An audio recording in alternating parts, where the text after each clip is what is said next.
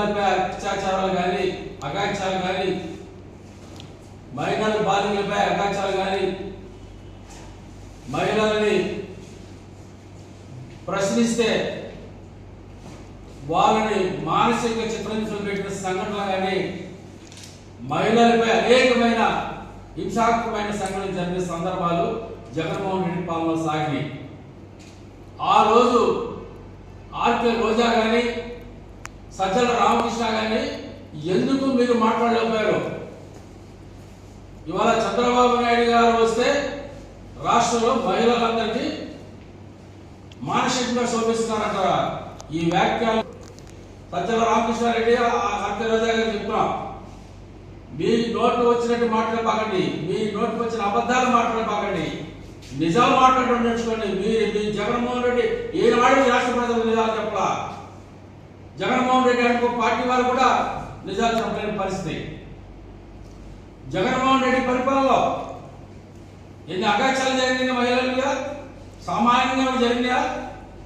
మహిళ ప్రశ్నిస్తే కాకు కైలు కింద పెట్టి తల పెట్టి తొక్కిన సందర్భాలు మహిళల బాధకి వెళ్ళి చిన్నపిల్లలను చూడకుండా అగాచాలు పాడిపోయిన సందర్భాలు వైఎస్ఆర్ పార్టీ పాలనలో సాగినాయి.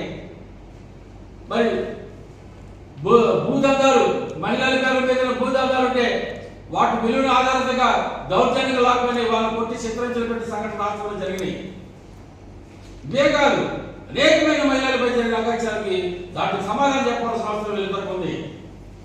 నారా చంద్రబాబు నాయుడు గారు ఈ రాష్ట్రంలో ముఖ్యమంత్రిగా చేపట్టిన తర్వాత మహిళల పట్ల మరి అనేకమైన భద్రత కానీ వాళ్ళ పట్ల గౌరవం కానీ నిజమైన సాధికారత సాధించిన ఘనత నారా చంద్రబాబు నాయుడు గారిని.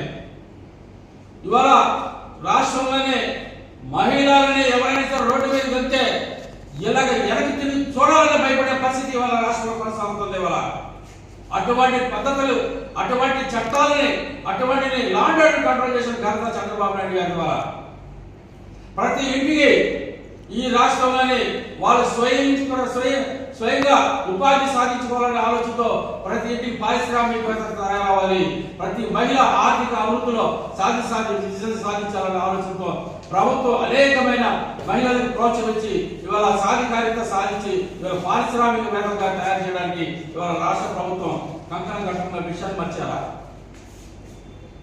జగన్మోహన్ రెడ్డి చేసిన పరిపాలనలో మహిళలు కన్నీరు పెట్టుకొని ఈ రాష్ట్రంలో అనేకమైన ఆనాడు జరిగిన రాష్ట్రంలో అనేకమైన సంఘటనలు దృష్టిలో పెట్టుకొని చివరికి రాష్ట్ర ప్రజలు 11 సీట్లకే పరిమితి చేసిన సంగతి మధ్యాహ్నాన్ని ప్రశ్నిస్తున్నామా?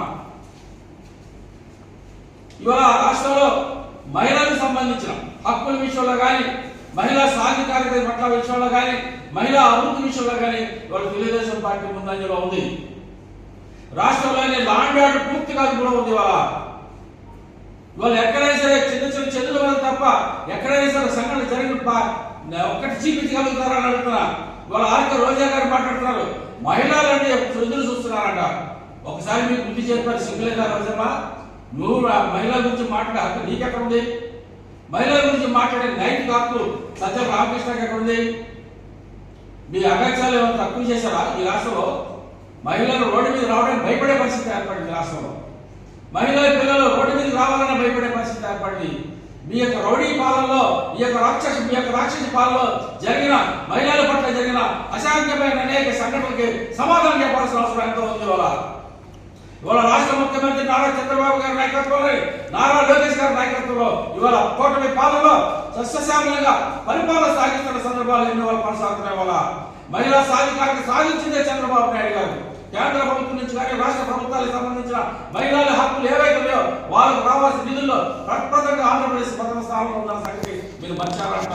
ఇవాళ మహిళలు ఎంత సంతోషంగా ఉన్నారంటే ఈ రాష్ట్రంలోని శాంతి భద్రతలు ప్రసాదంగా ఉన్నాయి. ముందు ఇవాళ రోడ్డు మీదకి మహిళ 12 గంటల రాత్రి 12 సరే మహిళలు ఒంటరిగా రాగలుగుతుంది రోడ్డు మీదకి. మీ యొక్క పరిపాలనలో మహిళ 8 గంటలుగా రావడానికి భయపడే పరిస్థితి ఏర్పడింది ఆ రోజుల్లో.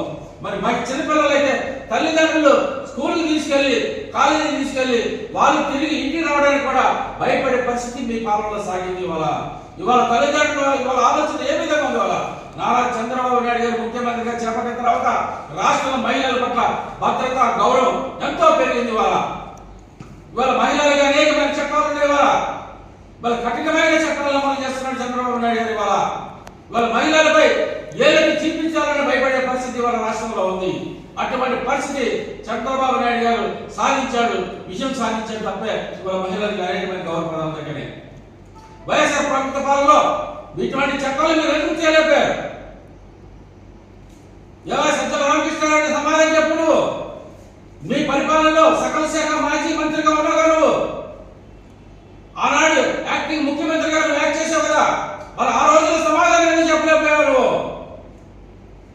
వాళ్ళ చంద్రబాబు నాయుడు గారు వచ్చిందంటే మహిళా భద్రత పెరిగింది, మహిళలు కూడా గౌరవం పెరిగింది.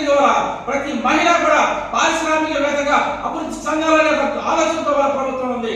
మరి కేంద్ర ప్రభుత్వం నుంచి కానీ చిన్న పరిశ్రమలు శాఖ నుంచి కానీ మహిళలు స్వయం కృషి ఫలితంగా అనేకమైన పరిశ్రమలు పెట్టుకోవడానికి వాళ్ళ రాష్ట్ర ప్రభుత్వం ప్రోత్సహిస్తుంది. మరి గతంలో మీరు ఎందుకు చేయలేకపోయారు?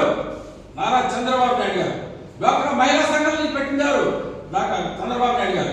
సిఎంఐ గ్రూపులు పెట్టించారు చంద్రబాబు నాయుడు గారు.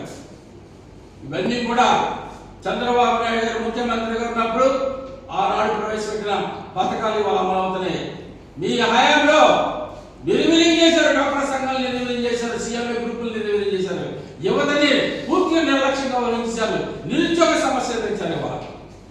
ఆనాడు చేసిన పాపాలు ఇవాళ చంద్రబాబు నాయుడు గారు నిరుద్యోగ సమస్య పరిష్కార దిశగా అనేకమైన పరిశ్రమలు తీసుకొచ్చి వారికి జీవనోపాధి కల్పించాలన్న ఆలోచనతో ఇవాళ నిరుద్యోగ సమస్యకు ఒక ఆయుధంగా చంద్రబాబు నాయుడు గారు నిలబడ్డారు, రాష్ట్ర ప్రభుత్వం నిలబడింది.